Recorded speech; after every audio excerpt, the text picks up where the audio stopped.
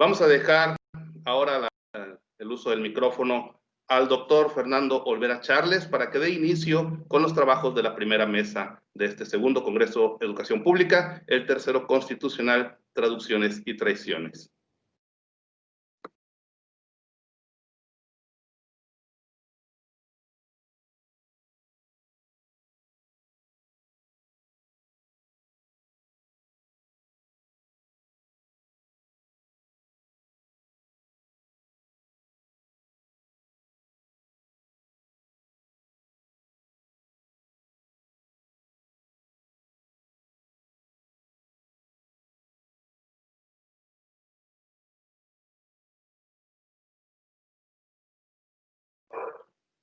Bueno, parece que el doctor Olvera Charles por aquí anda acomodando ya su participación. Les recordamos que el Congreso estará los días 6, 7 y 8 de octubre. Pueden revisar las diferentes, toda la calendarización de las actividades en las redes sociales, tanto en Boletín UAMSE como en la página web de nuestra institución, o directamente con los organizadores del evento.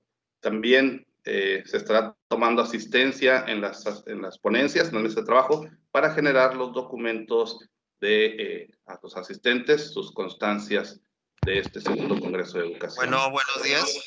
Buen día, les dejamos con el doctor. Buenos días a todos. Sean bienvenidos a este segundo Congreso de Educación Pública, el tercero constitucional, traducciones y traiciones. Agradecemos las palabras de inauguración y de bienvenida al director Rogelio Castillo Guaye y al doctor Avendaño, miembro del comité organizador de este Congreso. Como está marcado en el programa, hoy tenemos para inaugurar este Congreso la primera mesa que se llama presentación de libros, por lo que solicito a los ponentes, al maestro Arcadio Alejandro García Cantú, que enciendan su cámara, al doctor Joan Luis Ginás Begó, que también encienda su cámara,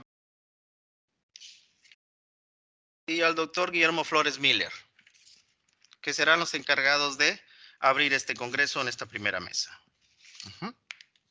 Bueno, antes de comenzar, vale la pena destacar que la presentación de estos tres libros y los propios libros son productos del intenso trabajo del cuerpo académico de Historia y Historiografía Regional de la Universidad Autónoma de Tamaulipas y de las relaciones académicas y colaboraciones con instituciones nacionales y extranjeras. De hecho, los ponentes forman parte de estas instituciones y también son partícipes y autores de estos libros. Entonces, de acuerdo al programa, presento en primera instancia, permítame. Bueno, de acuerdo al programa, el maestro Arcadio Alejandro García Cantú nos presentará el libro Educación Pública, sus huecos y colmos. El doctor Joan Luis Ginás Begón y el doctor Guillermo Flores Miller nos presentarán el libro La formación del sujeto en la modernidad, elementos para el estudio del desarrollo del sujeto a través de la tradición filosófica de la modernidad y su crítica. Y finalmente cerrará la mesa el doctor Guillermo Flores Miller con temáticas y problemas actuales del reconocimiento. Bueno, voy a presentar al maestro Alejandro García Cantú para cederle la presentación de su libro.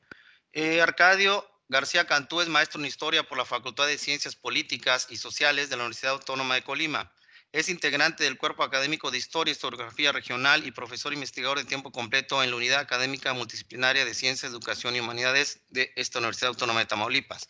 Es profesor en la licenciatura de Gestión del Patrimonio Cultural y de la licenciatura en Ciencias de la Educación. Tiene una larga historia académica laboral en esta institución. Actualmente se desempeña como secretario técnico y es autor de varios libros, artículos en revistas indexadas y capítulos del libro. Sin más, cedo la palabra al maestro Arcadio García Cantú. Buenos días, tengan todos ustedes. Espero y tenga una buena presentación y no haya ningún tipo de fallas técnicas. Si me permiten, estaba ahorita presentando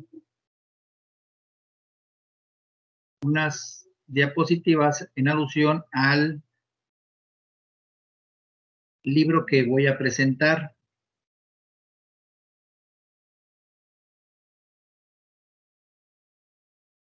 Ahorita en un momento más Ustedes lo verán reflejados en su pantalla. Pero como quiera, inicio. Me toca a mí presentar el libro Educación Pública, sus huecos y colmos. Este libro es coordinado por la doctora Luisa Álvarez Cervantes, por el maestro César Roberto Avendaño Amador y por el doctor José Rafael Sáenz Rangel. Esta obra es publicada en este año 2020 y es un arrastre que se hace de los trabajos que se realizaron en el primer Congreso Educación Pública, sus huecos y colmos. Aquí les presento lo que sería la portada de este libro y les empiezo a comentar sobre cuestiones técnicas y formales que tiene este libro. Este libro está editado en el 2020. Las editoriales participantes es la Universidad Autónoma de Tamaulipas y Colofón Ediciones Académicas. Consta de 162 páginas y su estructura hacia el interior consta de 3 apartados y hacia su interior cuenta con 10 artículos en los que participan un total entre coordinadores y autores de artículo, 13 investigadores. ¿Cuál es el origen de esta obra? Como hace rato lo mencioné, surge de los trabajos realizados en el primer encuentro Educación Pública, sus huecos y colmos, realizados en noviembre del 7 al 9 del 2018. En esa ocasión se reunieron alrededor de 12 mesas de trabajo, aunado a 2 conferencias magistrales, y se propuso por objetivo que los trabajos que estuvieran en condición de ser publicados se analizarían para que dieran sus frutos en una obra editorial que hoy afortunadamente la tenemos virtualmente y no en nuestras manos. En aquel entonces, el doctor Manuel Gilantón, que presenta esta obra ya en su modo impreso y virtual, nos hizo el favor de hacer la conferencia magistral de apertura y también colaboró con nosotros el doctor Pedro de Velasco. Él hizo su conferencia magistral y sirvió como el cierre de aquel primer Congreso Educación Pública, sus huecos y colmos. ¿Qué es lo que contiene esta obra?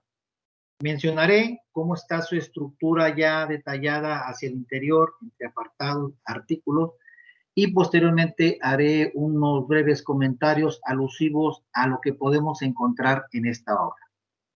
Como ya lo he mencionado en un principio, esta obra se compone de 3 apartados. El primero de ellos se denomina Historia de la Educación, el segundo, Filosofía de la Educación, y se cierra esta obra con el tercer apartado, Reflexiones sobre las políticas educativas. Puntualmente, ¿qué es lo que vamos a encontrar aquí? Las autorías de Francisco Ramos Aguirre, con su artículo Escuelas y Haciendas, el origen de la educación rural en Tamaulipas. También nos acompaña en esta obra editorial la licenciada Nidia Patricia Rodríguez Ñáñez con el análisis sobre la enseñanza de la historia patria en el primer Congreso de Pedagogía en el Estado, 1899. El doctor Fernando Olvera Charles participa en esta obra con el ausentismo y deserción escolar en los años iniciales de la Escuela Nocturna para Adultos de la Sociedad Alianza en el periodo de 1912-1920. Y concluye este apartado el artículo del maestro Martín Ábalos Zapata, Abrirlas, financiarlas y construirlas. Las escuelas primarias en Tamaulipas de 1888 a 1958. El segundo apartado inicia con el artículo en colaboración de Luisa Álvarez Cervantes y el doctor José Rafael Sáenz, y nos habla sobre el tercero constitucional en México. un pesado fardo para el magisterio. Le continúa en el artículo de este segundo apartado la participación de César Roberto Avendaño Amador con geopolítica de los valores y los imperativos de la práctica educativa. En ese mismo apartado aparece la obra de María Aurora Romero Ortega, Vida activa en la esfera pública y la educación ciudadana. Y se concluye este apartado con el trabajo del maestro Moisés Ricardo Miguel Aguilar, con la construcción social del conocimiento matemático desde una visión de la cultura. Por último, en el tercer apartado, reflexiones sobre las políticas educativas, tenemos la participación del doctor Guillermo Flores Miller y la maestra Corina Contreras Osegueda y su servidor, en el que trabajamos la laicidad educativa en las primeras décadas del siglo XX. El artículo con el que se concluye toda esta obra editorial es obra de el doctor Jorge Luis Mendoza Valladares, con el trabajo El telebachillerato comunitario en Tamaulipas, análisis exploratorio desde su expansión, logro y equidad educativa. Así, nosotros tenemos lo que podemos observar a primera vista en nuestra obra editorial. ¿Qué es lo que nosotros vamos a ir viendo como punto de partida en cada uno de los artículos que aquí aparecen? Vamos a ver, como lo mencionó en la presentación de la inauguración de este congreso, cómo a través de la instauración del artículo 3º constitucional de 1917, básicamente, hay 3 preceptos que a esa constitución existen y que se le acuñan a la educación, que son términos como laico, gratuito, y en otro artículo que no es el 3º, pero que viene en esa Constitución de 1917, se le hace obligatoria la educación. En ese sentido, como bien lo mencionaba el doctor César Avendaño, pues es un tema que nos da para mucho en el entendido de la reforma reciente de la administración que concluyó en la República Mexicana de Enrique Peña Nieto. Cuando se hace esta reforma educativa, se piensa y se cree bajo un escenario único, y como lo menciona el doctor Manuel Gilantón, pues se pensaría como que solamente existe un México, y que lo centralista es lo que va a abarcar a lo nacional y a lo federal, cosa que choca sobre la práctica porque las realidades en México son diversas. Y en ese sentido, cada una de las reformas, no solamente esta del 2012-18, sino todas las que han existido en la historia de la educación en México, debieran tener matices o cierta autonomía hacia las federaciones para que pudieran participar en este concierto de reformas. Dentro de la presentación de este libro menciona también el doctor Manuel Gilantón que no podemos nosotros tener realidades iguales en Nuevo León, en Tamaulipas, con Chiapas y Oaxaca. Hay vínculos en común, tenemos que partir de ciertas características similares, pero también se deben entender perfectamente los contextos. En este libro trabajos que recuperan esta tensión histórica sobre la educación en México y en particular problematiza un hueco de importancia toral, el esclarecimiento del sentido estatal de la educación, pues aunque sus orígenes la educación tuvo una clara intención regeneradora, su uso y el papel que se le quiere hacer jugar abre huecos insalvables en época de incertidumbre neoliberal. Mientras el Estado insiste en su vocación educadora, como lo mencionaba el doctor César Avendaño, en darle toda la responsabilidad para crear facultades humanas, la vocación educadora para detener esta descomposición social se acelera hasta colmar las expectativas de niños y jóvenes, la propia participación en la educación, la propia participación privada en la educación, la puesta en riesgo del laicismo, abro aquí un comillado y yo diría si alguna vez ha existido como tal, y el crecimiento de una burocracia que confunde educación con evaluación, en un sentido donde la educación pública parece perfilarse y a veces en un sentido contrario a su naturaleza o a lo que se pretende de ella. ¿Qué vamos a encontrar en general en algunos puntos que tocan cada una de las obras? Pues vamos a encontrar cómo se arrastra estos preceptos que hace un momento les comenté, que la educación debía ser laica, gratuita y obligatoria, y entenderemos como punto de partida, lo hago entre comillas, en el Estado moderno, que desde 1917 pues empiezan a crear una serie de instituciones que vienen a fortalecer el desarrollo educativo como tal en México. Uno de ellos, como todos lo conocemos, es en 1921, la Secretaría de Educación Pública, que bien que mal, entre estas discusiones que va a haber entre la centralización y la federalización, pues ya empiezan a haber instituciones que aglutinen todas las políticas nacionales. En ese sentido, vamos a ver nosotros las reformas en algunos de los capítulos que están después del 17, una en el 34 con la educación socialista. No se le elimina el sentido natural, laico, gratuito y obligatorio, pero sí se le acuña un término bajo el contexto mundial, que es una educación socialista, que la pretensión más que estar en el aula iba a estar en el sentido ideológico, y también tenía pretensiones muy ambiciosas, por ejemplo, crear un sentido concreto y abstracto en el estudiante.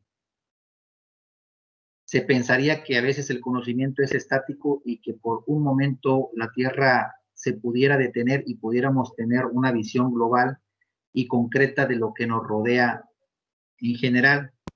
Y esa fue una de las posibles fallas que tuvo aquella reforma de 1934, aunado a esta falta de capacitación hacia los maestros. Como bien lo mencionaba el doctor Roberto César, se hace esta presentación de las políticas educativas desde el escritorio, pero al momento de aterrizarlas fallan muchas de las cuestiones operativas. Una de ellas es la capacitación del personal del magisterio en general, y hablo de todos los niveles. Ubiquémonos nada más en 1934, cuando las condiciones contextuales en México estábamos apenas trasladándonos de un México rural a un urbano, y todas las vicisitudes que se pueden entrever entre esa transición. Como el proyecto de la educación socialista no funcionó, pues en 1946 le volvimos a meter mano a este artículo, y como ya pasamos de una Segunda Guerra Mundial, pues ahora queremos que todo sea armonía y amor, y por lo tanto hay que acuñarle estos términos a la reforma que se hizo en 1946. ¿Qué tenemos acá?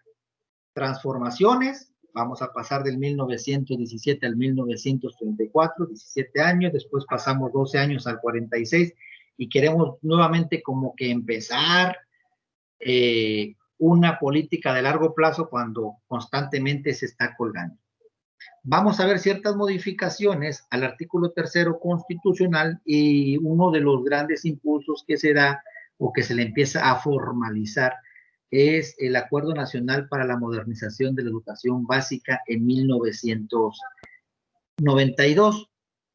Y aquí hace énfasis el doctor Manuel Gilantón en el entendido de que se quiere centralizar todo lo que es federal y nacional, y se empiezan a crear ciertos organismos que pareciera servirían para recoger todas las experiencias de las entidades estatales cuando no lo son así. Las decisiones se toman desde el centro y esas quieren que se permeen en las entidades. hace una crítica el doctor Manuel Gilantón a esta institución del INE y debería desprenderse a su consideración la palabra N por considerarlo nacional cuando alguien por ahí tiene abierto el micrófono.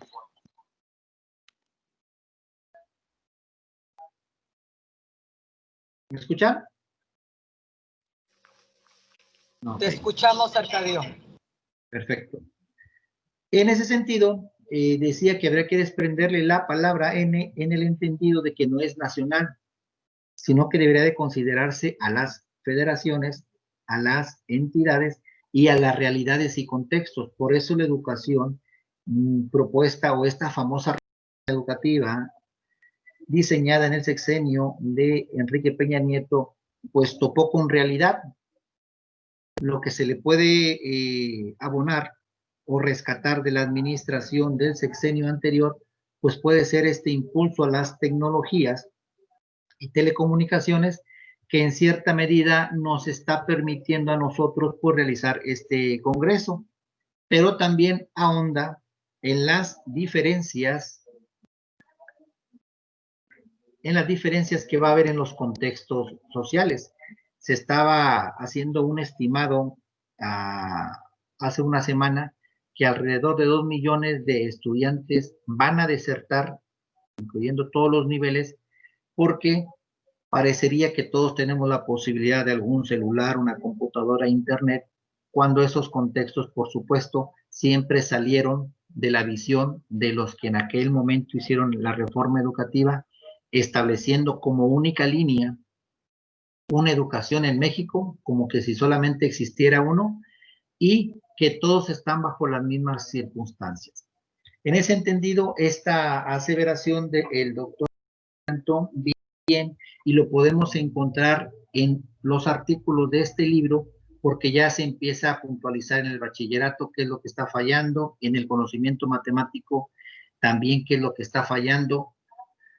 Si nosotros nos estamos evocando en las evaluaciones internacionales y le estamos dando prioridad a lo que será la lectoescritura o el español y las matemáticas, vemos que hacia el interior y hacia en el aula se complica todo esto. Así también nosotros podemos ver más complicaciones si tomamos que estos preceptos se llevan a cabo a la realidad, laico, gratuito y obligatorio. Si queremos apresurar algo, el único precepto que se pudiera llegar a concretar desde 1917 y entre todo este desglose de décadas en México, pues sería el laico, bajo el entendido de que lo gratuito técnicamente nunca ha sido así. Hay instituciones públicas, pero no hemos llegado a esta gratuidad.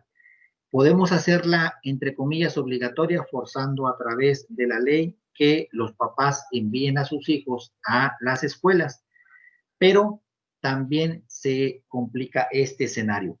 En lo laico podemos establecerlo y podemos, ahora sí, que dejar de lado estas enseñanzas religiosas, porque los planes se emitirían por, en este caso, la Secretaría de Educación Pública, y se pensaría que está de lado todo tipo de enseñanza religiosa. Pero en la práctica vemos que nunca han dejado estas enseñanzas religiosas o estos tintes religiosos de darse en la educación en México. Lo vemos a través, ahí se vislumbra fácilmente en la educación privada y en algunos casos en escuelas públicas a través de los maestros que pues tienen ciertas afinidades con lo religioso. Y en ese entendido, pues nosotros vamos a ver en el desglose de este libro cómo había estas complicaciones. Por ejemplo, el artículo de Martín Ábalos dice abrirlas y financiarlas. Ahorita en el contexto actual pensaríamos que estamos salvados y que en todos los rincones de México existe en escuelas públicas. Pero si nos ubicamos en 1917, la gran disyuntiva era vamos a financiarlas para que pudieran darse la educación. Y anteriormente todo esto se daba en 3 esferas, lo municipal, lo estatal y lo federal. Así vamos a encontrar cómo está la enseñanza de la historia, cómo se ha dado en las aulas, así como la enseñanza de las matemáticas,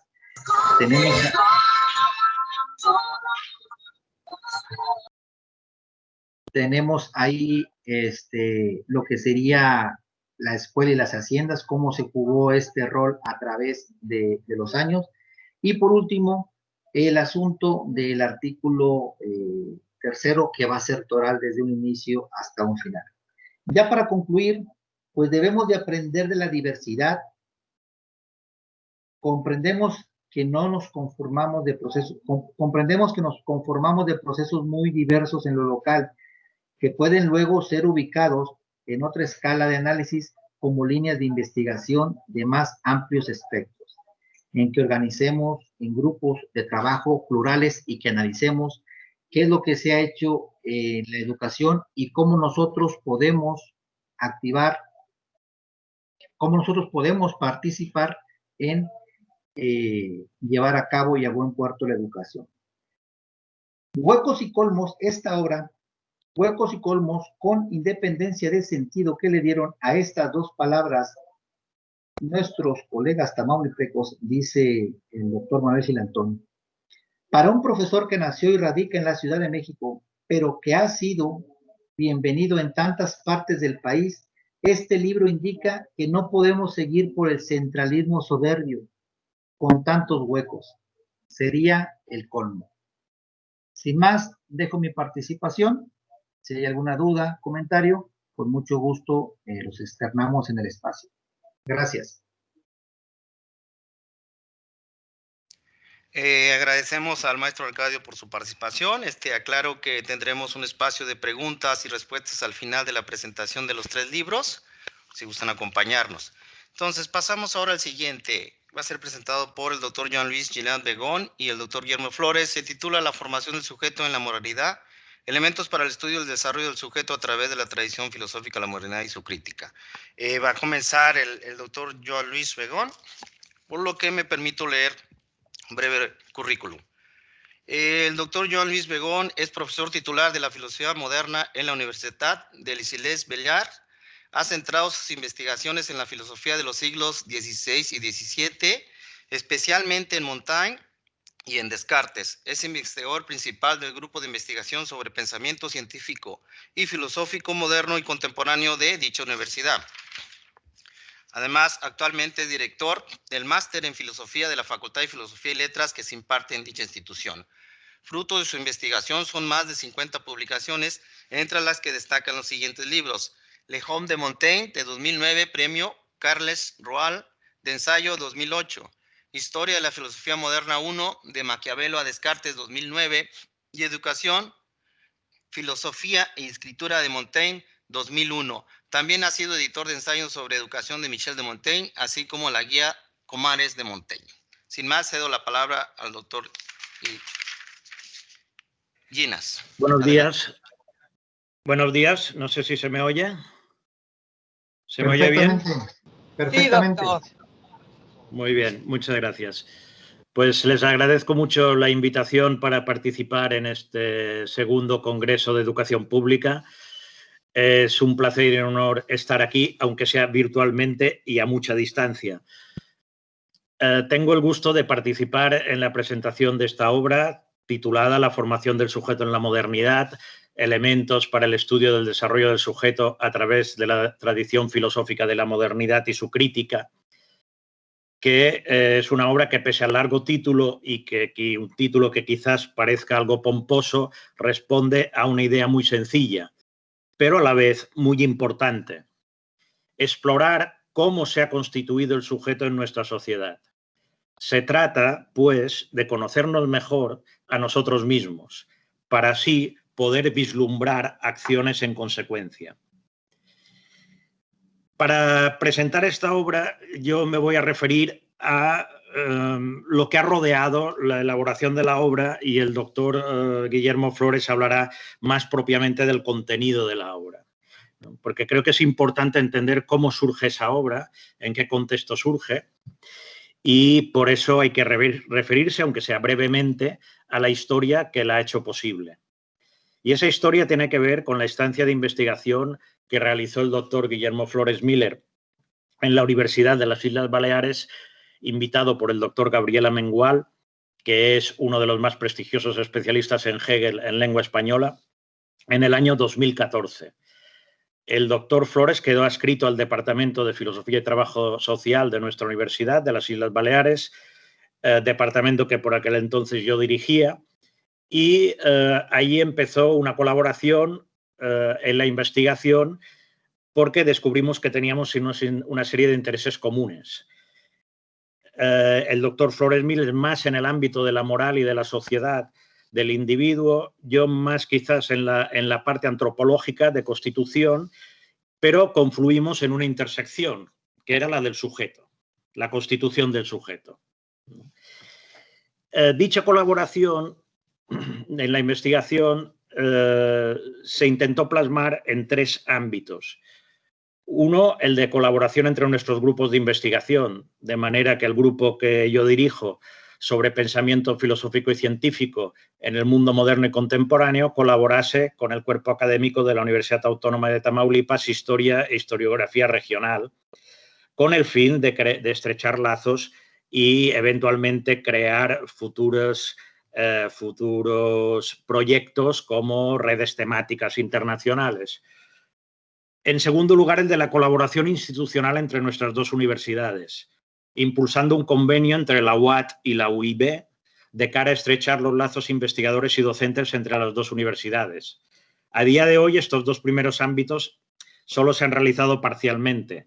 Hay colaboración entre miembros de los 2 grupos de investigación, pero falta todavía firmar el convenio. Sin duda, proceder a la firma, pues los diversos pasos administrativos ya están casi dados, sería muy beneficioso para las 2 instituciones, pues generaría el marco adecuado para el desarrollo de la docencia y la investigación en ambas universidades. Pero había un tercer ámbito que en definitiva es el más importante, porque no nos podemos quedar solo en el ámbito institucional. El ámbito institucional o estructural es un ámbito necesario, pero insuficiente, porque de lo que se trataba era de concretar esa colaboración y que las investigaciones conjuntas diesen frutos. Pues ese libro que aquí se presenta hoy es uno de los resultados de ese objetivo, es uno de los frutos de esa colaboración. La intención del proyecto que da lugar a esta obra era buscar posibilidades teóricas para pensar el sujeto moderno en su proceso de formación. Antes de entrar al problema de la formación del sujeto en la modernidad, conviene esclarecer un poco el concepto de formación, con el propósito de comprenderlo bajo el significado y sentido de lo que se quiere decir cuando hablamos de la formación del sujeto moderno. La tradición filosófica del sujeto moderno habla de la formación, de la Bildung, como concepto en el que se considera al sujeto con todas sus potencialidades humanas, con lo cual se pretende que su desarrollo abarque todo ámbito humano. Recordemos la frase que aparece en una de las comedias de Terencio: nada humano me es ajeno. Hay que aclarar que lo anterior no está reñido con la especialización de conocimientos. Sin embargo, parecería insuficiente la noción de una educación que solamente promueva la especialización, la cual se entiende que es sumamente necesaria, obviamente, pero en este caso como formación profesional, y que se olvidase de una educación que considere la formación más amplia del sujeto. Pues además que trabajadores, somos personas. Dicho esto, se entiende que el estudio de la formación siempre acompaña a la otra categoría básica de la modernidad, el sujeto. Pues la formación es siempre formación del sujeto. El sujeto entendido como aquel que se encuentra dentro del proceso de formación, pero como agente activo, es decir, que participa a través de su propio proceso de experiencia y que también tiene finalidades en sí mismo como sujeto dentro de un mundo social. Como señala Gadamer, la palabra formación tiene su origen en la mística medieval, pero no es hasta el romanticismo alemán cuando consigue finalmente su fundamentación con Herder como ascenso a la humanidad. La formación como ascenso a la humanidad. Con respecto al contenido del concepto de formación, Gadamer nos habla del tránsito que tuvo desde su concepción antigua, que designa la formación natural como una manifestación externa, como por ejemplo la formación de una figura bien formada, tal como un árbol bien formada o las montañas bien formadas e incluso un cuerpo humano bien formado. Después la palabra pasa a ser asociada al aspecto de la cultura y designa, en primer lugar, el modo específicamente humano de dar forma a las disposiciones y capacidades naturales del hombre, el cual Kant comprende como un acto de voluntad del sujeto que actúa. La palabra va transitando con sus diversos significados desde Hegel a Humboldt, siendo este último quien distingue entre cultura y formación. Gadamer, siguiendo la tradición de la formación desde su perspectiva hermenéutica, nos dice lo siguiente: la formación va más allá del mero cultivo de capacidades previas, del que por otra parte deriva. Cultivo de una disposición es desarrollo de algo dado, de modo que el ejercicio y cura de la misma es un medio para un fin. Es muy clara la distancia establecida por Gadamer en cuanto a que la formación no queda sometida al supuesto de la evolución natural, pero, aunque este autor suele apoyarse en la tradición teleológica aristotélica, comprende que la trayectoria del proceso de la formación del sujeto moderno no ha sido ni unívoca ni lineal, ni tampoco hay ya un proyecto acabado que señale con certeza el derrotero a seguir. Sin embargo, hay toda una tradición de pensar el sujeto moderno en su proceso constitutivo formativo. Y es precisamente esa tradición filosófica la que nos interesaba abordar en el proyecto que ha dado lugar a esta obra. Se trataba de pensar el sujeto moderno en su constitución, en su formación. Y allí lo que podemos encontrar es que este proyecto que ha dado lugar a este libro se halla dentro del camino que conecta y bifurca varias ramas de la filosofía. Por una parte, la filosofía de la educación, como el estudio del proceso en el que se hallan los involucrados en la parte relativa a la formación, ya sea en su sentido formal y social más amplio, aunque también considerando el proceso cognitivo de la conciencia moderna. Además de la dimensión política y moral de los contextos de la modernidad en los que se produce la idea de sujeto y de la formación del sujeto. La antropología filosófica, es decir, la interrogante sobre el hombre y también el papel de la cultura.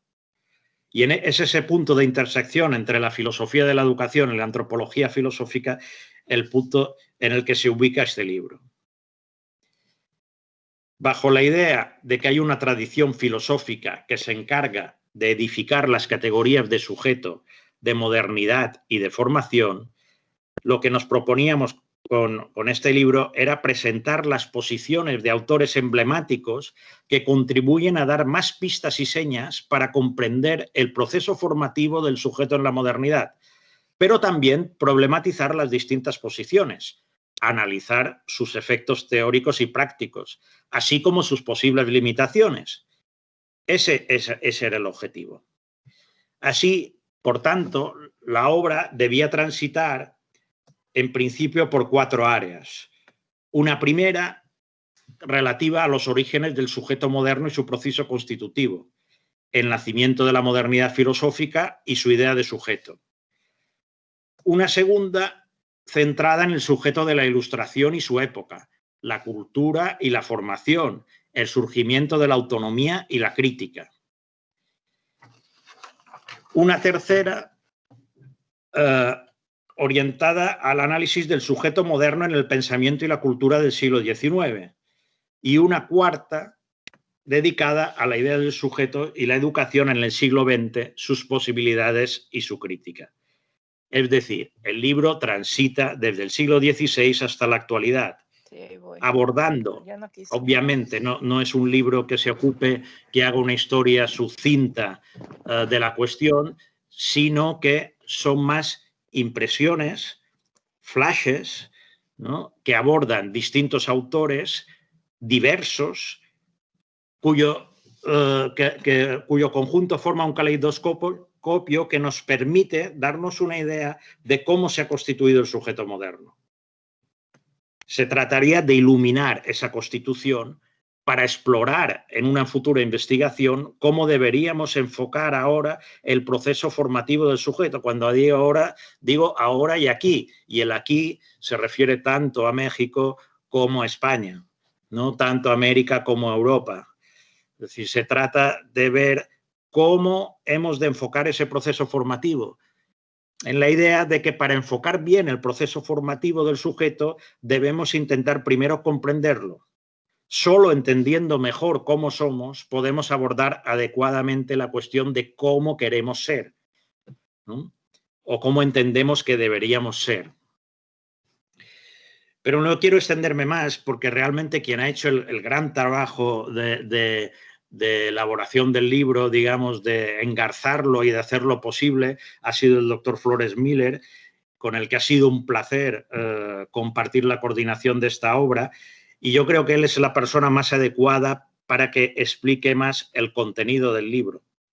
Y por tanto, cedo la palabra, si él tiene a bien, al doctor Guillermo Flores Miller para que complete esa introducción a esa presentación de este libro que yo acabo de empezar.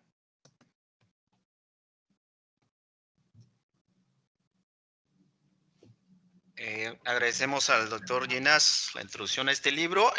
Antes de que el doctor Miller tome la palabra, permítanme leer un breve currículum. Guillermo Flores Miller es profesor investigador de tiempo completo en la Unidad Académica Multidisciplinaria de Ciencias, Educación y Humanidades de esta Universidad Autónoma de Tamaulipas. Imparte docencia en la licenciatura de Historia y en el doctorado en Educación que se ofertan en esta unidad académica. Es doctor en Filosofía por la Universidad Autónoma Metropolitana Iztapalapa, donde obtuvo las medallas al mérito universitario en la maestría y doctorado. Ha realizado un postdoctorado en la Universidad de Les Balears como becario del CONACYT. Es miembro del Sistema Nacional de Investigadores Nivel 1 e integrante del Cuerpo Académico Historia y Historiografía Regional de PRODET, en donde trabaja la línea de investigación ética y reconocimiento. Sin más, cedo la palabra al doctor Miller. Adelante, doctor.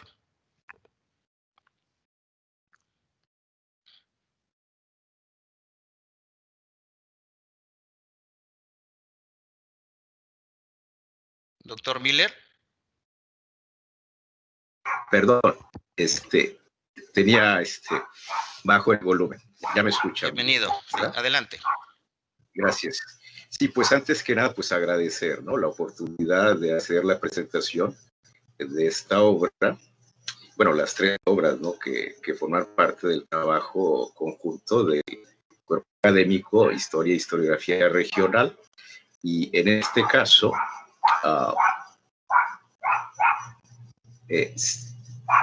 permítame, sí está bien el video, ¿verdad?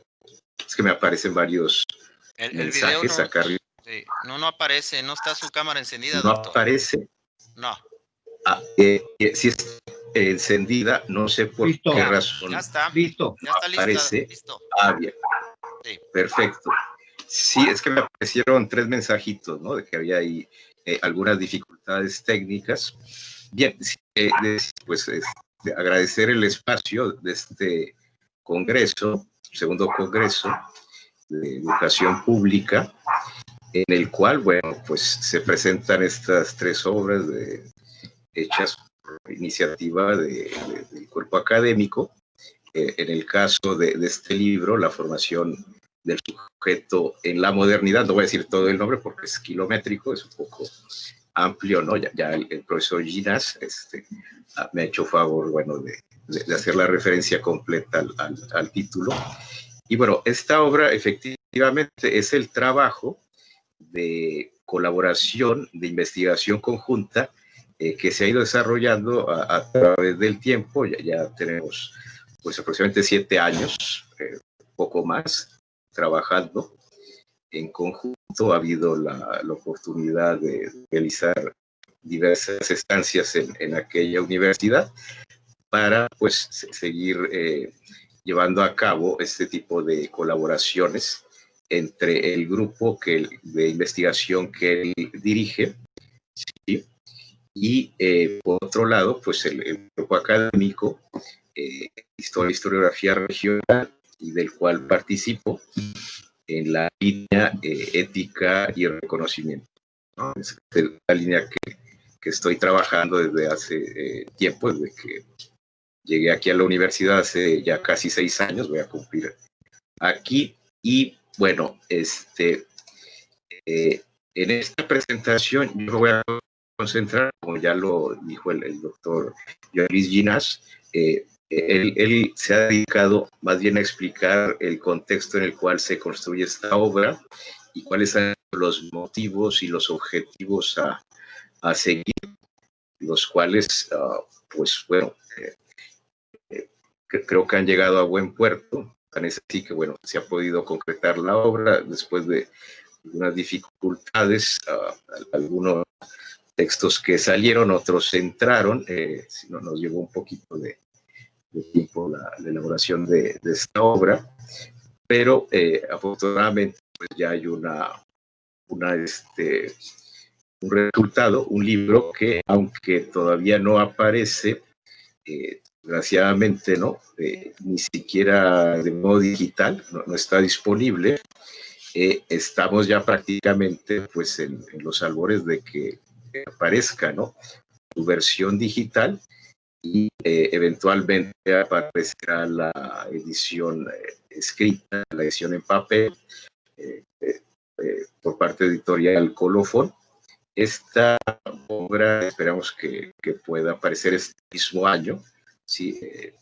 Y pues, invitarlos, ¿no?, a todos ustedes a que puedan acercarse a la misma.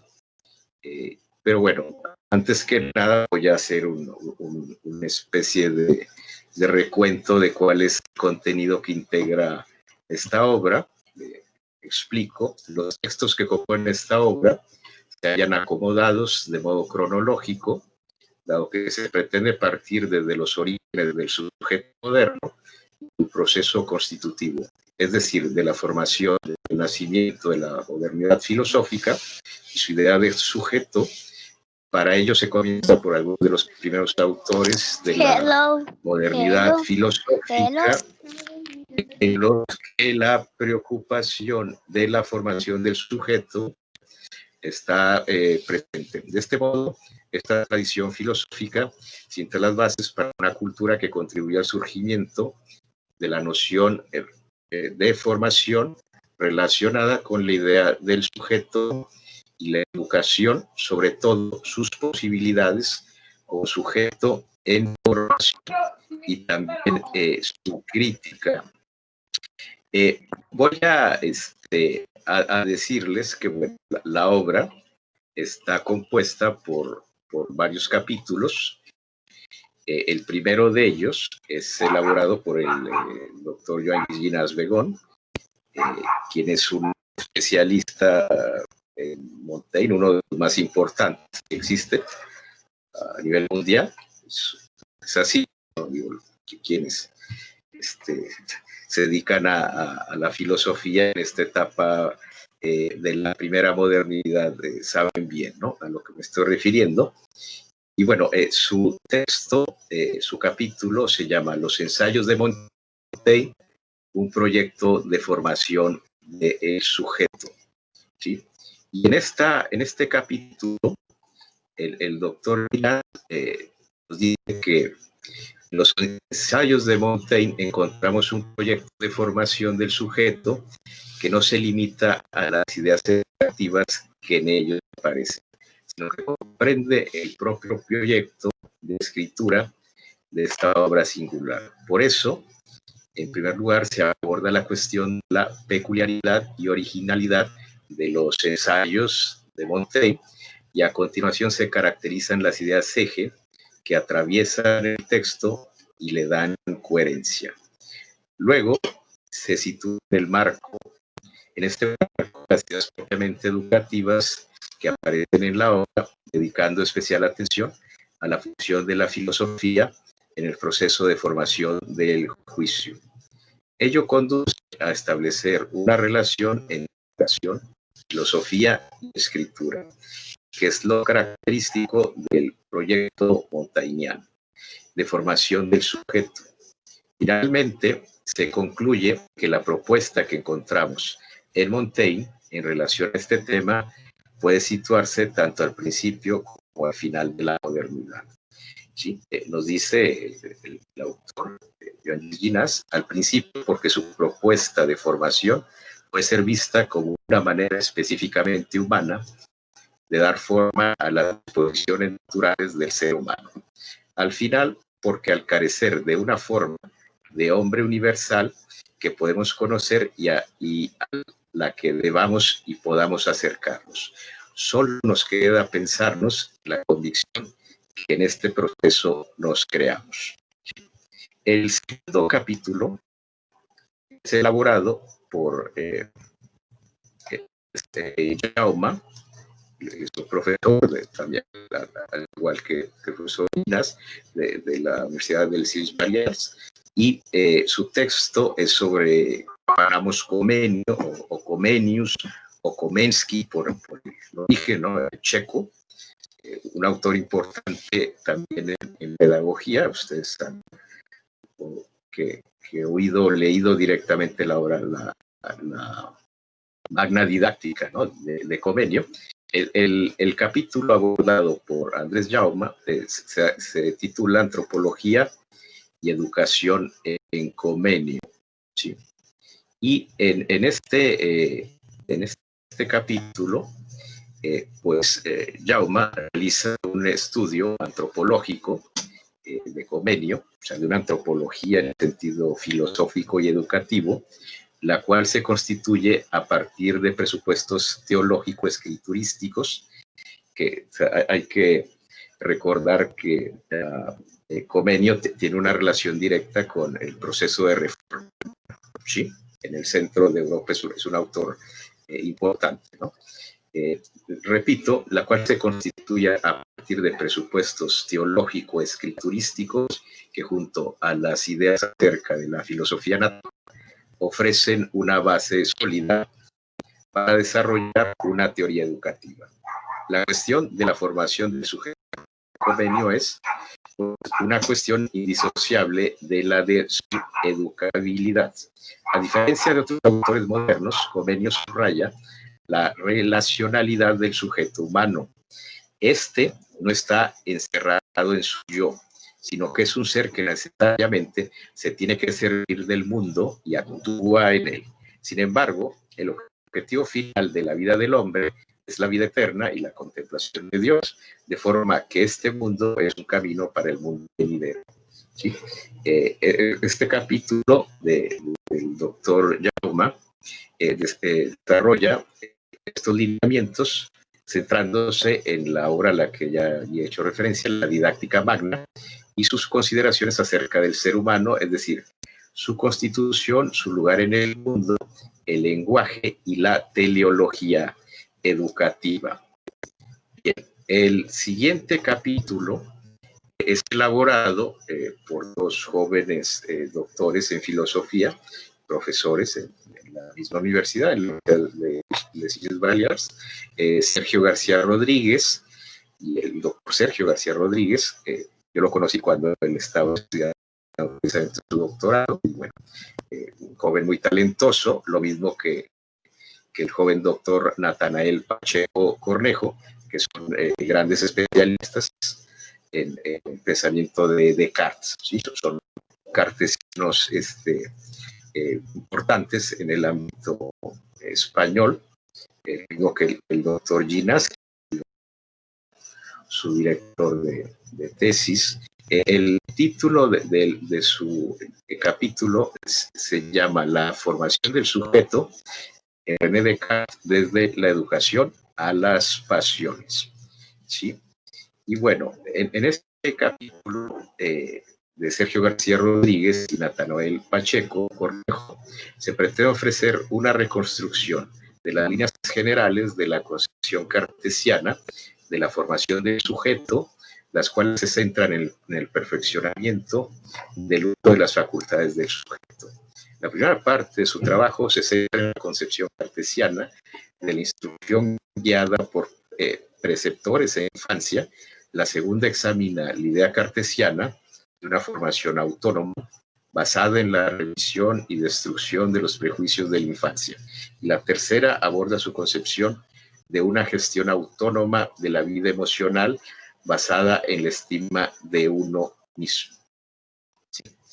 Bien, el siguiente capítulo es un texto elaborado por dos profesoras de la Universidad de Barcelona, las doctoras Isabel Vilafranca Manguán y la doctora Antonieta Carreño Aguilar.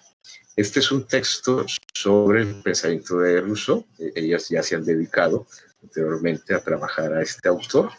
El título del capítulo es La formación del sujeto moderno en Jean-Jacques Rousseau. Y pues en su texto, las profesoras Vilafranca y la profesora Carreño desarrollan pues una idea de la modernidad pedagógica desde el naturalismo de Rousseau, que constituye uno de los discursos más rupturistas e innovadores en lo que a la formación del sujeto se refiere. La aportación del célebre filósofo y pedagogo constituye la antesala para la renovación de la acción educativa, puesto que considera que educativamente se ha de promover el libre desarrollo de la naturaleza del educando, lejos de la interferencia y la coacción externa propia de propuestas anteriores. Su afán por la educación negativa y el respeto al desarrollo armónico o integral del sujeto marcó un antes y un después tanto en el discurso educativo como en el pedagógico. No cabe duda que su aportación supone un punto de inflexión en el devenir de la educación, aspecto que veremos enfatizado en sus inmediatos seguidores, como sería el caso de Pestalozzi y Frege. ¿Sí? El siguiente capítulo, bueno, pues es elaborado por el doctor, el catedrático emérito Gabriel Amengual y Coy. Se titula Bildung y reconocimiento en Hegel. Ya el profesor Ginás había hecho una introducción a quién es el profesor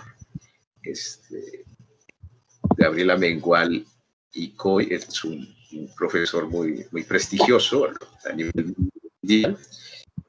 Pensamiento sobre todo de Hegel y en varias áreas, ¿no? de la filosofía, en la antropología filosófica, filosofía de la religión y en el análisis muy riguroso de distintos conceptos y categorías filosóficas, ¿no?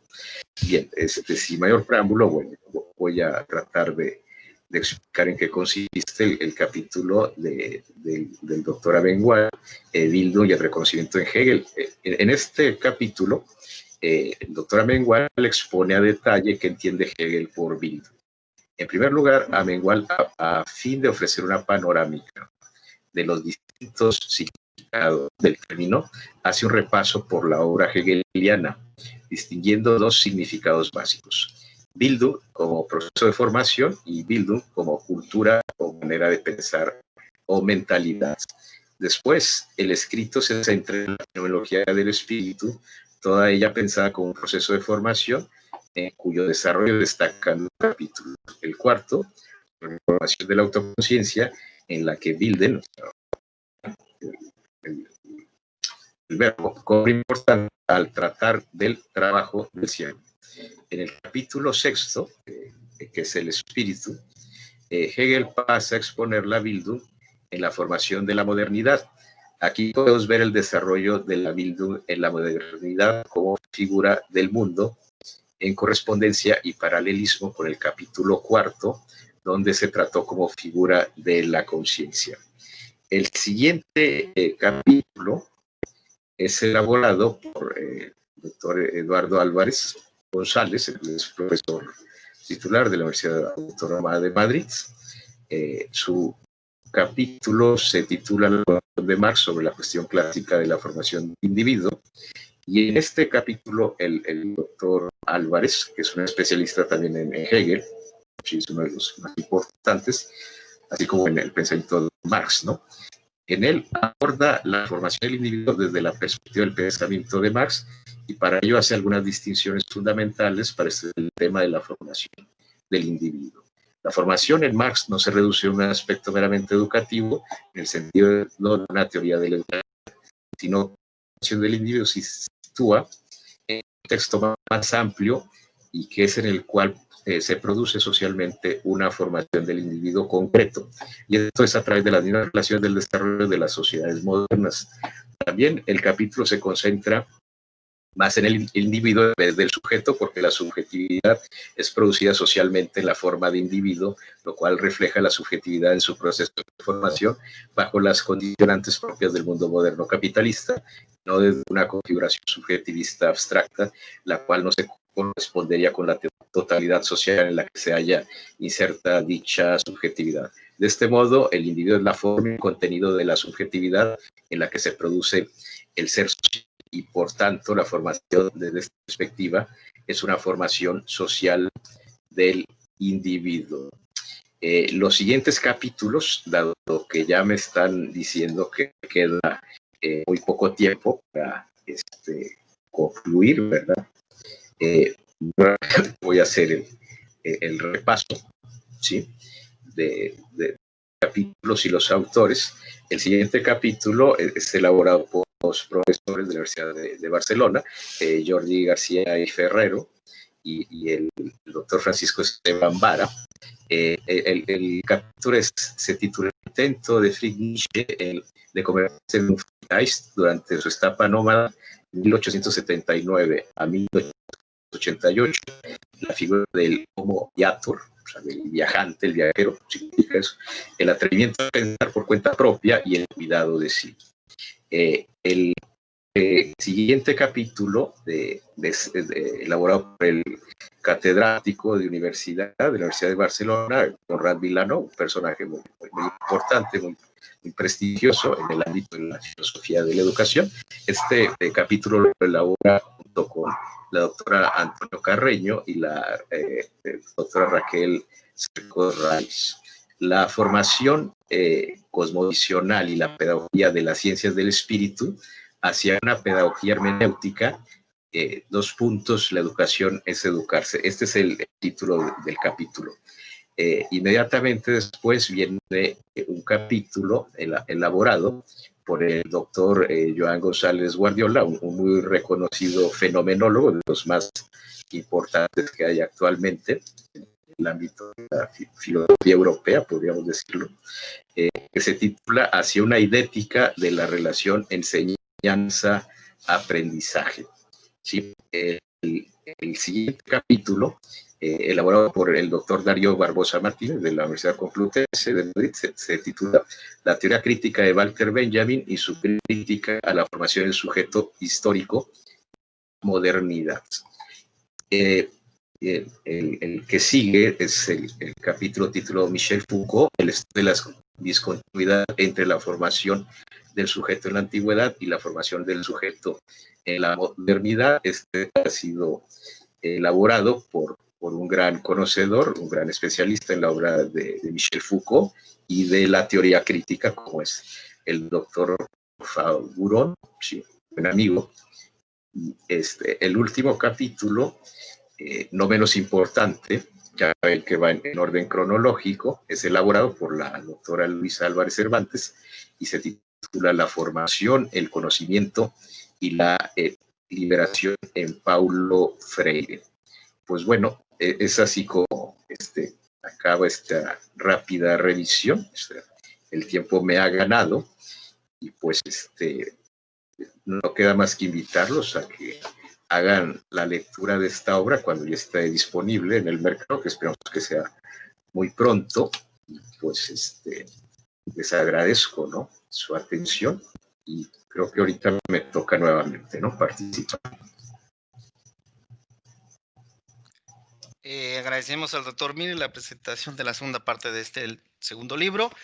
Nos queda todavía por presentar un libro más, pero tenemos algo de tiempo ya restringido, doctor Miller, entonces sugiero que algunos 10 minutos para presentarlo y los otros 10 minutos para la cuestión de preguntas, ronda de preguntas, porque ya nos queda escasa media hora y hay que cortar 5 o 10 minutos antes para pasar a la conferencia magistral. Entonces te sugiero que sea un poquito más breve la presentación, sí, para poder darle oportunidad a los asistentes si quieren plantear alguna pregunta antes de cerrar la mesa de trabajo. ¿De acuerdo? Bueno, el siguiente libro lleva por título Temáticas y problemas actuales del reconocimiento, y bueno, es el doctor Miller quien nos va a hacer el honor de presentarlo. Adelante, doctor, cedo la palabra. Sí, gracias, gracias, doctor. Sí, miren, esta obra es una obra que es coordinada tanto por la doctora Luisa Álvarez Cervantes como por un servidor, ¿sí?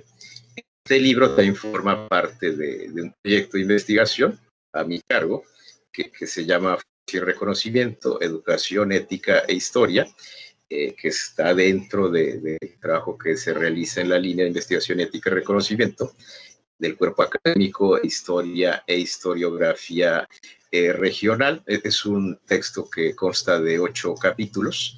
El título, bueno, creo que se me ha pasado repetir el título del libro. Se llama Temáticas y Problemas Actuales del Reconocimiento y está integrada por 8 capítulos. Esta es una obra más compacta. Tiene cerca de 190 páginas, ¿sí? Y versa sobre el tema del reconocimiento, el concepto de reconocimiento, ¿no? Que es una línea que he desarrollado desde hace algún tiempo y para la cual se hizo invitación a varios especialistas, gente que se dedica a trabajar la línea de reconocimiento. Y bueno, pues es una obra en la que se trabajan distintas perspectivas, se analizan distintas propuestas, distintas problemáticas, dado que la complejidad de lo que encierra el concepto, que es sumamente abarcante, significa que, bueno, hay muchas posiciones, hay muchos autores. Hay que recordar que el primer autor que hace referencia a este concepto como tal en el campo de la filosofía es Fichte, filósofo alemán de finales del siglo XVIII, comienzos del siglo XIX, en una obra precisamente de finales del siglo XVIII, su fundamento sobre filosofía del derecho natural, donde él va a hacer la primera referencia a este concepto, el concepto de Anerkennung, ¿sí? Es el concepto, ¿no? Original, y lo va a desarrollar también en su obra, su Ética, de 1798. ¿Sí? Ahí Fichte sienta las bases del reconocimiento en relación directa al concepto de libertad. ¿Sí? A él le interesa abordar, relacionar cómo el reconocimiento está implicado en el ejercicio, las posibilidades, las condiciones, la experiencia y que el sujeto pueda llevar a cabo un ejercicio de libertad, ¿no? Entonces habla de una libertad en un sentido recíproca, en la cual se requiere precisamente la condición de un reconocimiento recíproco. Ese es el primer abordaje que se hace en la historia, ¿no? Si van más atrás, no encontrarán prácticamente ninguna referencia, ¿no? a este concepto.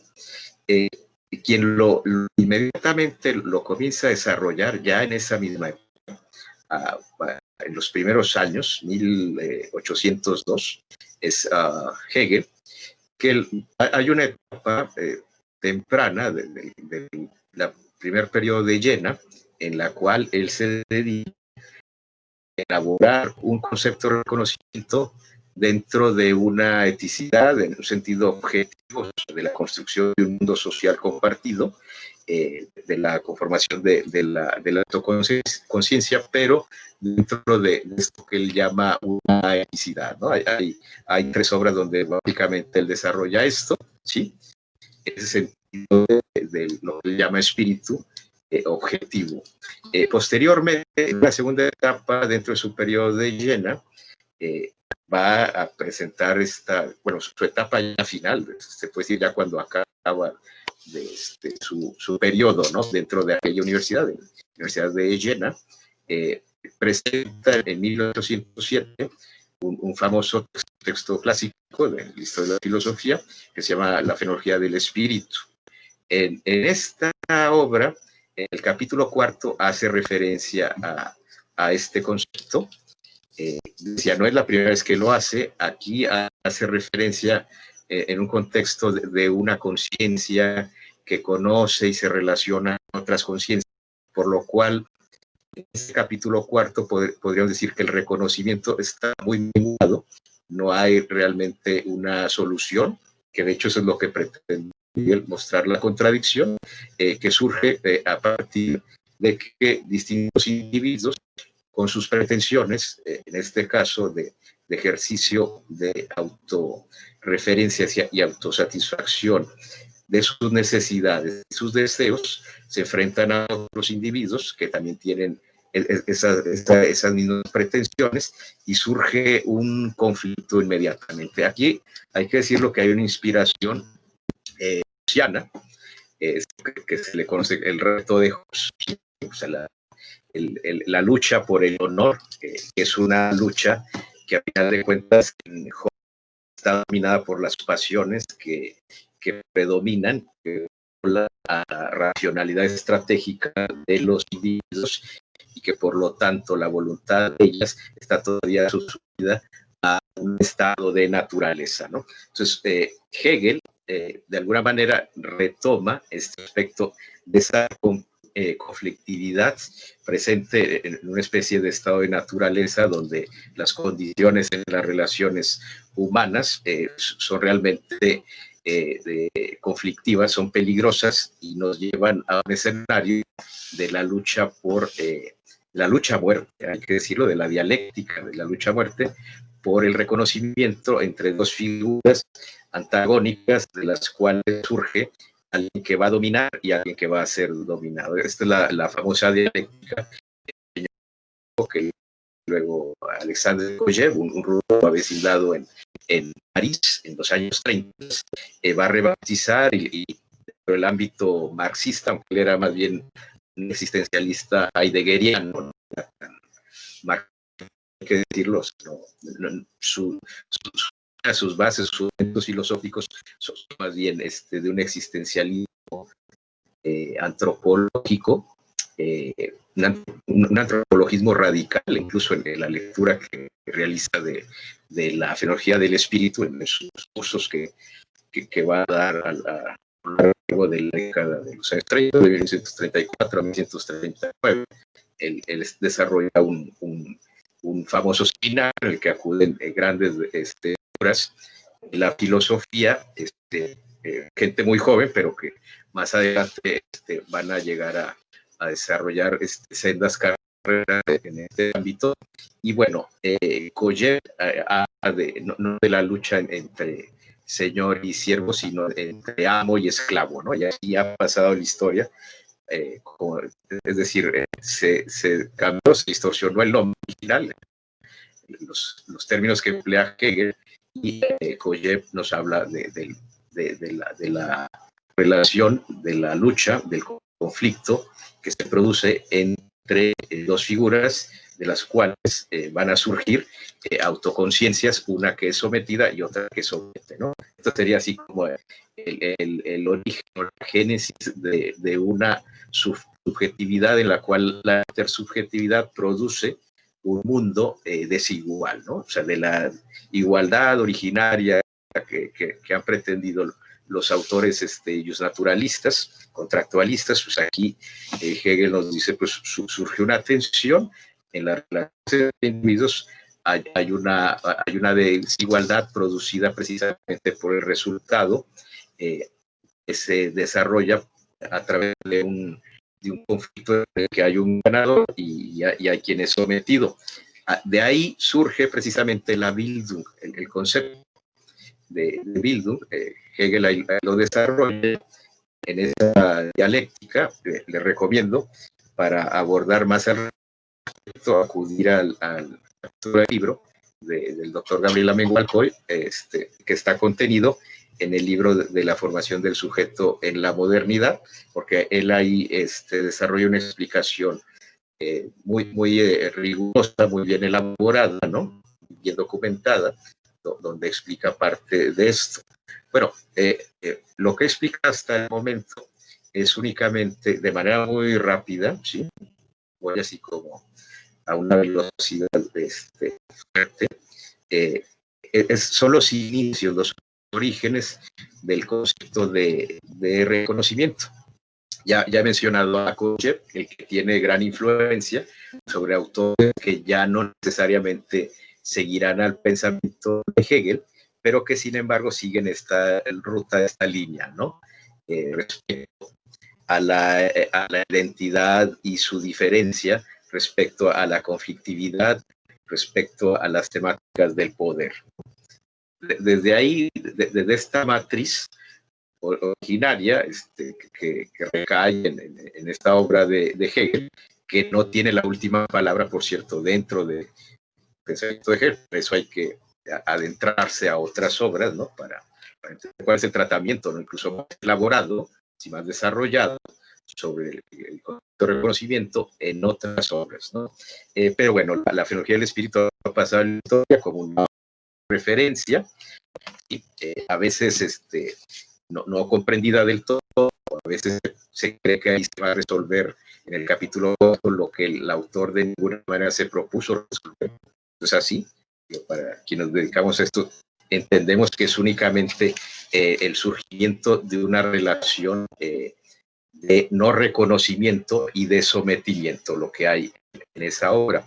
Y ya de modo más contemporáneo, hay distintos autores que le han dado nuevamente relevancia al concepto, porque se perdió por ahí. O sea, las lecturas que se hacían de Hegel pues no iban por ese camino. De hecho, en Hegel el reconocimiento no es siquiera el concepto más importante ni el más acabado, ¿no? Es una filosofía que contiene más elementos, ¿no? Y aparece por ahí más bien dentro del sistema, pues, en la parte de la fenomenología, ¿no? Del espíritu subjetivo en su segunda parte, ¿no? Lo cual implica pues una fracción únicamente de un pensamiento que contiene más elementos.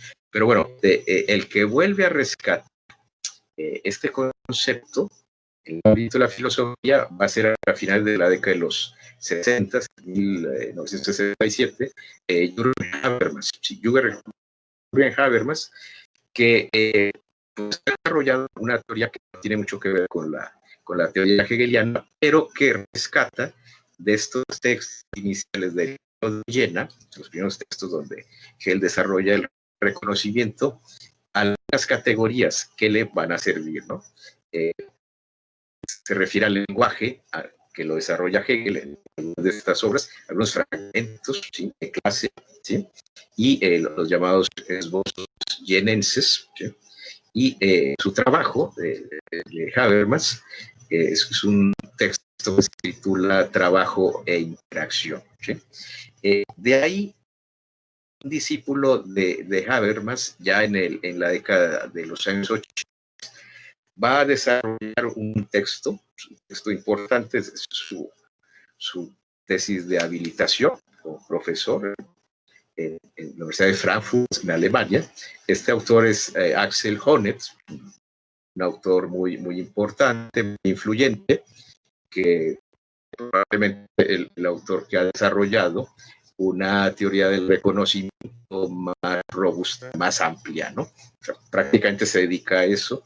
Este pensador que se mete mucho en terrenos de orden de psicología social y de sociología, ¿no? Este autor elabora, decía, una obra que se llama La lucha por el reconocimiento, por una gramática de los conflictos morales, ¿no? Esta obra se convierte en una obra importante, es todo un hito de su publicación, y ha tenido una influencia sumamente relevante. Después de esa obra aparece en muy poco tiempo, prácticamente en esos mismos años, un artículo muy famoso de Charles Taylor, el filósofo canadiense que ya había elaborado un libro muy impresionante sobre Hegel. El título de texto se llama El multiculturalismo y la política del reconocimiento. Ese es el contexto, ¿no?, en el cual aparece el concepto de reconocimiento. Les decía, el libro se compone de 8 capítulos. El primero se titula El reconocimiento y la construcción del discurso del sujeto social, por parte del doctor Darío Barbosa Martínez. El siguiente, el doctor Germán Brisa Évalo, profesor de la Universidad Michoacana, se titula La lucha por el reconocimiento en Axel Honneth y el debate Honneth-Fraser. El tercero, de mi autoría, se llama Perspectivas actuales sobre la ontología social y reconocimiento en Hegel. El cuarto es del doctor Gregor Sauerbach, reconocimiento versus liberación, a propósito del problema de la fundamentación de una ética en la filosofía para o la liberación latinoamericana. El siguiente capítulo es el reconocimiento y el debate sobre una teoría crítica de las Américas. Esta es obra del doctor Hitler. El siguiente es el reconocimiento y los desprecios del régimen migratorio, hacia una teoría crítica del migratorio del doctor Benno Herzog, que es un notable especialista sobre el reconocimiento de la Universidad de Valencia. Y a continuación está el capítulo de la doctora Luisa Álvarez Cervantes, titulado Reflexiones éticas sobre la moral socialista, reconocimiento y sus contradicciones en la historia de la militancia ejemplar del Partido Socialista de los Trabajadores de México.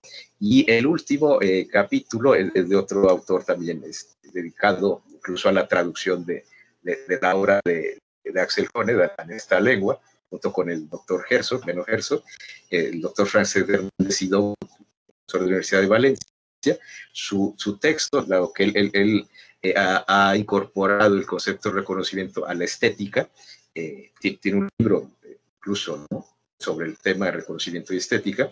Se titula El cine como reconocimiento en la filmografía de Abbas Kiarostami, que es un director iraní de cine muy importante, probablemente ustedes lo conocen. Sé que mi tiempo se agotó y les pido una disculpa a los organizadores por haber abusado del tiempo y pues bueno, invitarlos a que realicen la lectura de estas obras.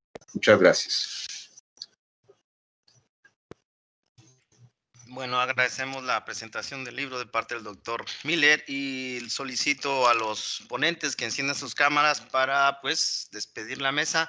Tenemos pocos minutos ya en realidad para hacer una ronda de preguntas. Si acaso podría hacer algún comentario, pero nada más nos quedan 5 minutos porque hay que cerrar para preparar lo que sigue la conferencia magistral de la doctora Ariadna. Entonces, si alguien por ahí tiene algún comentario del público asistente, alguna pregunta que sea breve, aquí están los ponentes que con gusto les van a responder. Tomamos cuando mucho 5 minutos más para ya cerrar la mesa y darla por terminada.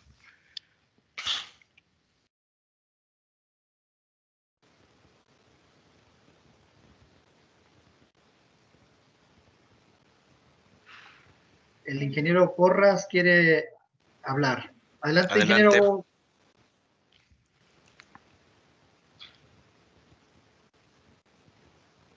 Adelante, lo estamos escuchando, ingeniero. No se escucha, ingeniero. Tiene el micrófono abierto, pero no se escucha. Ingeniero Alfonso Porras, enciende el micrófono. No lo escuchamos, ingeniero. ¿Nos escucha, ingeniero?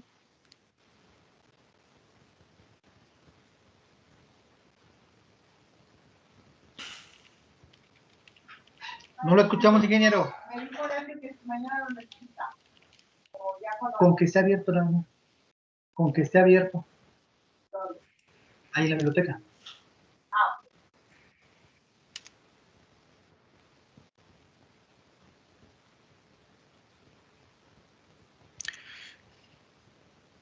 No escuchamos lo que quiso preguntar o comentar, ingeniero Porras, porque no está activado su micrófono o no está conectado, no se escuchó. Se le mandé un correo al chat. Puede hacer la pregunta también por el chat o el comentario. Adelante, Mario Castillo.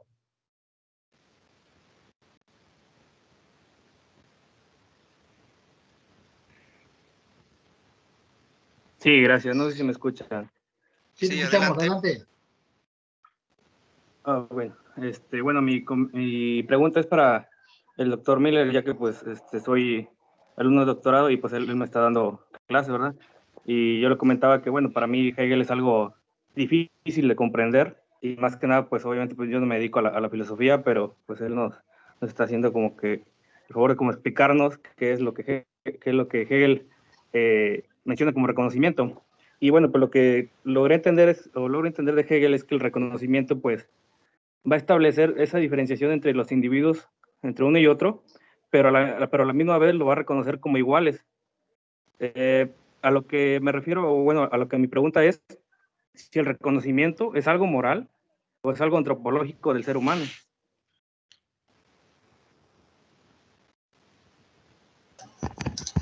Adelante, doctor Miller. Sí, es ambas cosas. Es la constitución antropológica de la autoconciencia, ¿sí?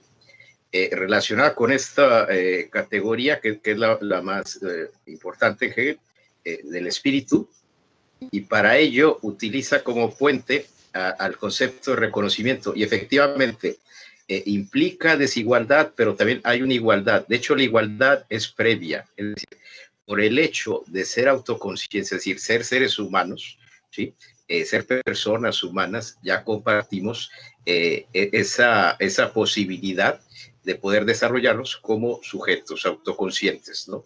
Entonces, hay esa igualdad que se pierde en términos de combate, de lucha, ¿sí? Entre los individuos que participan en esta lucha por el reconocimiento. Entonces, está lo antropológico, pero también hay una lucha por la libertad, y esta lucha por la libertad evidentemente tiene un sentido moral, político, social, ¿no? Entonces, puedo decir que ahí están contenidos ambos aspectos, ¿sí? Y no solo esos aspectos, sino que hay aspectos epistemológicos, aspectos de índole, podríamos decir, más abarcante dentro de la constitución de lo que es una autoconciencia, ¿no? Bien, no sé si con ello ya pude responder a su pregunta, Mario. Sí, doctor, sí, creo que queda claro que es parte de las dos, esa autoconciencia y reconocimiento como tal.